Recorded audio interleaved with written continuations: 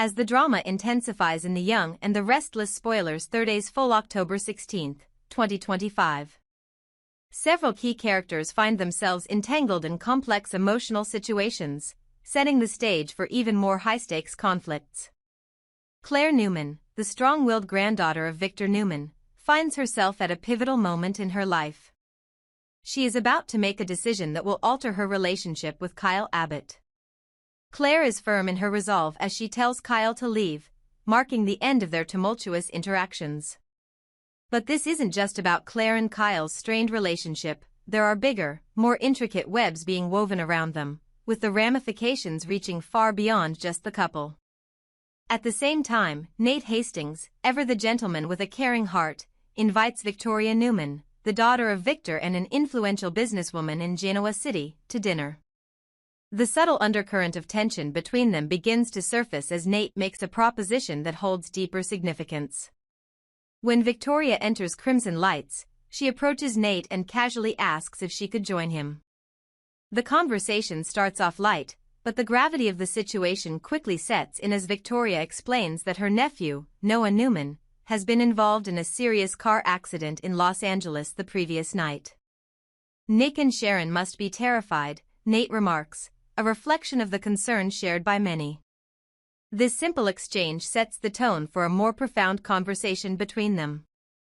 Victoria, who has always been someone who navigates her life with calculated precision, reveals a crack in her carefully constructed facade. While she speaks about the accident, her thoughts and emotions are far from neutral. Her concern for Noah, though genuine, also hints at the tangled web of family obligations, past grievances, and the relentless pressures of being a Newman. She goes on to mention her niece Claire's whereabouts, stating that Claire is currently in Los Angeles following her breakup with Kyle Abbott. "I have no problem with her being gone," Victoria asserts, "I just have a problem with the person she's with." Holden Novak. Victoria's dislike of Holden Novak is palpable, adding another layer of complexity to her relationship with Claire. The revelation of Claire's association with Holden Novak raises questions not just about Claire's decisions but also about Victoria's control over the people in her life. Her disapproval of Holden and the stress this causes her is only magnified when she confesses that she told Kyle where Claire was, and now Kyle is in Los Angeles, potentially making things even more complicated. Nate, always the calming influence, reassures her, saying, "It will all work out," but it's clear that the storm within Victoria's heart is far from over. As the conversation unfolds, the weight of recent losses becomes apparent. Victoria and Nate share a quiet moment of reflection over the deaths of Damian Kane and Cole Howard, two figures whose absence has left a profound impact on their lives. It's in this shared grief that their connection deepens. For Victoria, Nate's optimism and steady presence provide a momentary reprieve from her turbulent emotions. As the evening comes to a close, Victoria leaves a message for Claire, urging her to call her back. She thanks Nate for his positivity, her words laden with a gratitude she rarely expresses.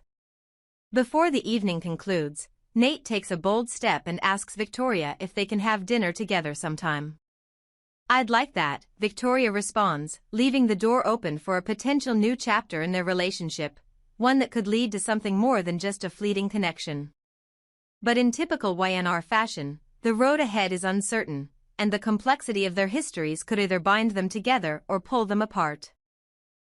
Meanwhile, Claire, in Los Angeles, is taking a much-needed break from the whirlwind of recent events. She sits on a rooftop, sipping coffee and attempting to find some peace in the midst of the chaos surrounding her. But peace is short-lived when Kyle Abbott, his hand holding a bouquet of flowers, approaches her from behind.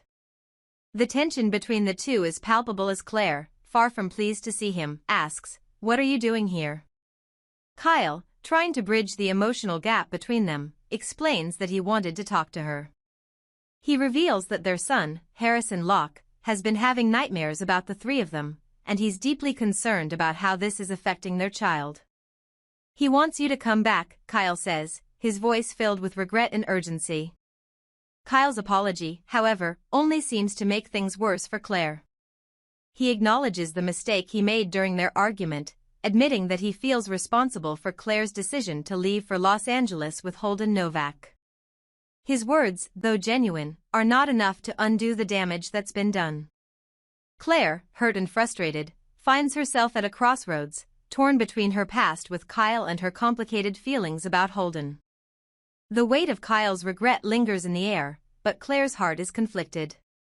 Does she go back to the life she knew, the one with Kyle and Harrison, or does she continue down the uncertain path she's begun with Holden? The tension between them is thick, and as Claire stares at Kyle, unsure of how to respond, it's clear that the choices ahead will not be easy. The future of their relationship, and the impact it will have on their family, hangs in the balance. As the storyline unfolds, YNR fans are left to wonder, will Victoria and Nate's connection blossom into something deeper, or will Victoria's insecurities and the shadow of her family's legacy tear them apart? And what about Claire? Will she choose the stability of her past with Kyle or embrace the risk and freedom of her new life with Holden? With secrets, regrets, and unresolved tensions looming large, one thing is certain, nothing is ever as simple as it seems in the world of Genoa City. As the emotional turmoil intensifies in the young and the restless, Claire finds herself at a breaking point. The confrontation with Kyle in Los Angeles only deepens the rift between them. Despite the lingering attachment they share, Claire is resolute in her decision to keep her distance. When Kyle shows up unexpectedly, bouquet in hand, she feels both hurt and frustrated. "You shouldn't be here, I don't want to hear you criticize my decisions," Claire says sharply, the weight of her emotions clear in her voice. She's already made it clear to Kyle that she needs space, and she expects him to respect that. Yet Kyle persists, unaware of the depth of her pain. His attempt to engage with her, to fix what's broken, feels more like an intrusion than an act of care. "Honestly, the trip has been great so far, I love Los Angeles," Claire says, attempting to lighten the mood with a hint of humor, though it's clear she's doing so to distance herself further from the confrontation. Kyle, still determined, presses on, asking about her plans for the day. But Claire isn't having it. "No, Kyle, you can't just barge in and take control. Holden is taking me around the town. Go home, Kyle, take your flowers and go." Her words sting, but they are final. She's made her decision, and the emotional walls she's built around herself are firm. Just as the tension between them peaks, Holden Novak arrives on the scene, interrupting the moment. He greets Kyle with a calm, "Good morning?" But Kyle's frustration is palpable, and he responds curtly, "I'm disrupting a private conversation."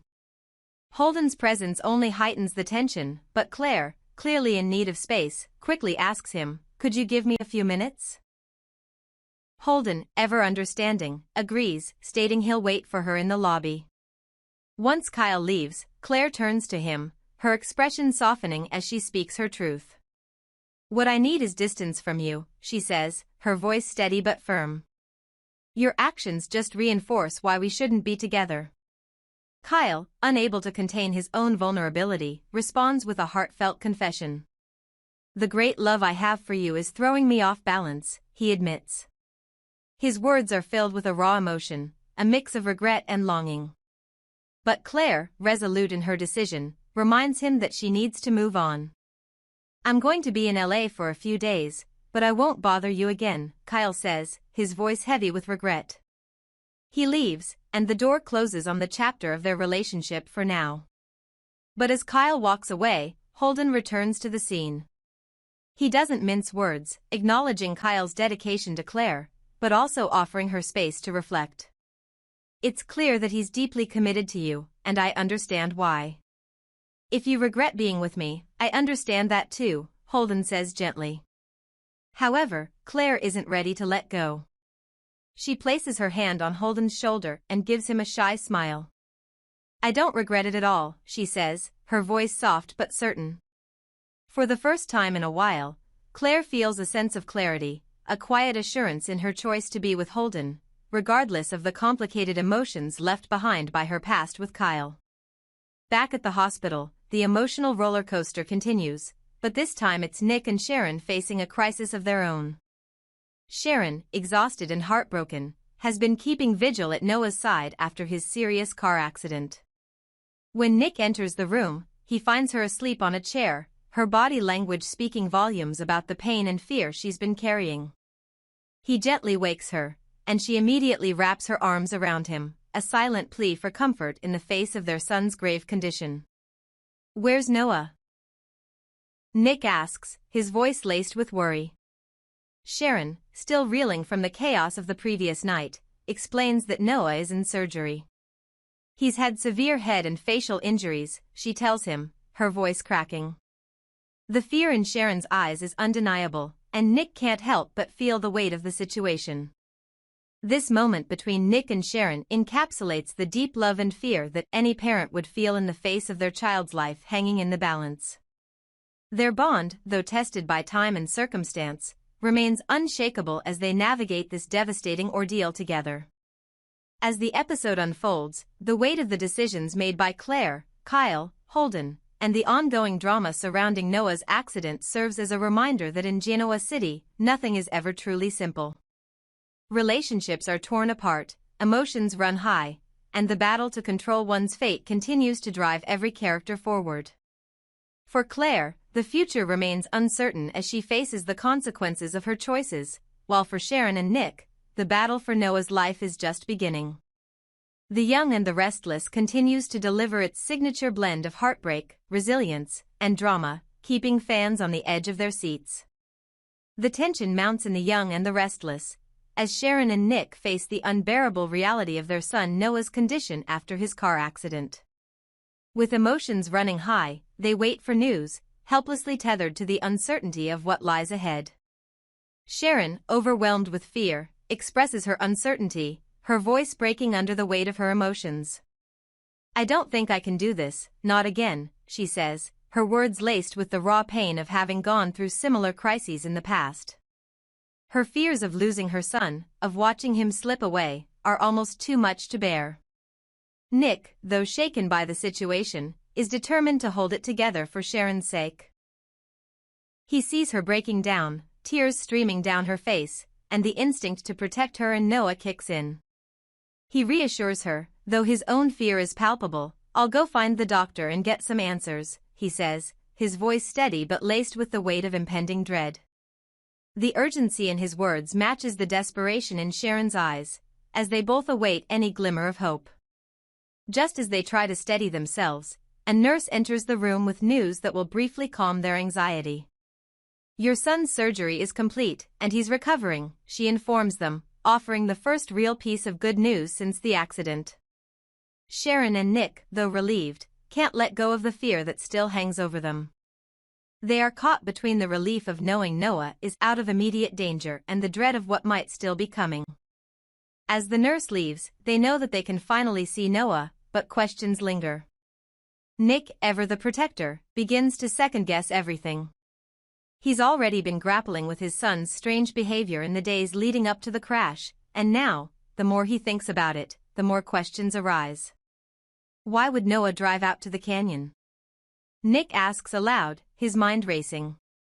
The circumstances surrounding Noah's accident don't sit right with him. "The last time I spoke to him, he seemed off. He was acting strangely." The more Nick reflects, the more he wonders if there's something more to Noah's crash than just a tragic accident.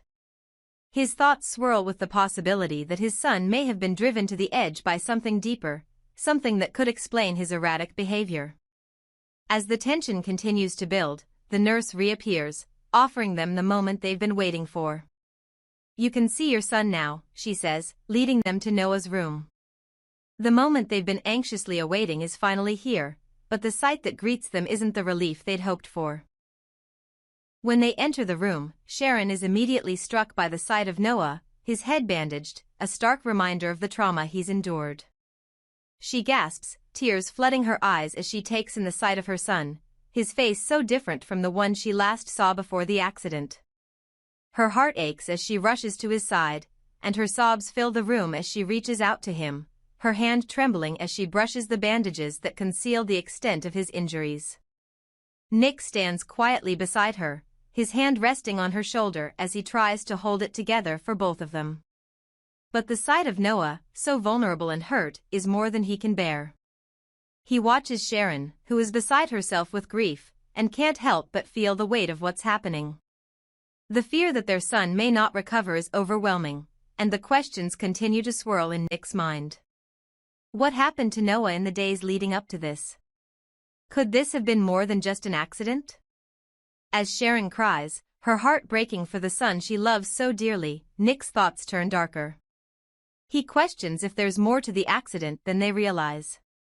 He wonders whether there's someone, something, that pushed Noah to this point. But for now, there's nothing they can do but wait. The next few days will be crucial in understanding what led to Noah's crash and whether he will be able to fully recover from the physical and emotional toll. But the question still hangs in the air: will Noah make it through this? The road to recovery will be long, and the emotional journey for Nick, Sharon, and Noah has just begun.